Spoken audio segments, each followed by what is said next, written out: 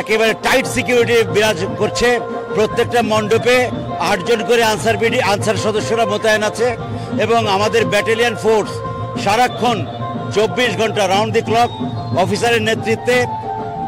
পুরা চট্টগ্রাম সিটিতে, চট্টগ্রাম বিভাগে, আমার আন্ডারে তো চট্টগ্রাম রেঞ্জ, একেবারে পার্বত্য চট্টগ্রাম সহ পুরো চট্টগ্রাম ডিভিশনে আমাদের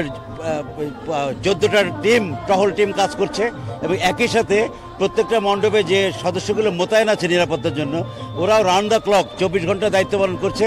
ওদেরকে ব্যাকআপ দেওয়ার জন্য স্ট্রাইকিং ফোর্স হিসাবে আমাদের আনসার ব্যাটালিয়ন ফোর্স দায়িত্ব পালন করছে, এবং অফিসারের নেতৃত্বে আপনি রাত 2টার সময় দেখবেন তারা ঘুরছে কোন মণ্ডপে কে ঠিকমতো দায়িত্ব পালন করছে কিনা বা কোথাও কোনো সমস্যা হচ্ছে কিনা। এছাড়া আমাদের কন্ট্রোল রুম সিস্টেম কাজ করছে,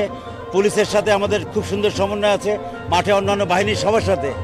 যেমন একসাথে সমন্বয় করে ডিভিশনাল কমিশনার, প্রশাসনের এখানে যিনি আছেন ওনার সাথে সমন্বয় করে, ডিআইজি এবং পুলিশ কমিশনার সবার সাথে সমন্বয় করে আমাদের অন্যান্য বাহিনীর পাশাপাশি আনসার ব্যাটালিয়ন ফোর্স স্ট্রাইকিং ডিউটিতে কাজ করছে এবং প্রত্যেকটা পূজা মণ্ডপের দায়িত্বে নিরলসভাবে রাউন্ড দ্য ক্লক একেবারে সর্বক্ষণিকভাবে নিরাপত্তার দায়িত্ব পালন করছে। এবং আমি মনে করি যে কোনো সমস্যা নাই। এবং আমি একটা জিনিসই নিশ্চয়তা দিতে চাই যে আগামী পরশুদিন দশমী হয়ে যাওয়া এবং প্রতিমা বিসর্জন পর্যন্ত, এবং আশা করছি যে কোথাও কোনো সমস্যা হবে না এবং নিশ্চিন্তে সর্বোচ্চ নিরাপত্তার সাথে আমাদের এই অত্যন্ত শারদীয় যে আমাদের যে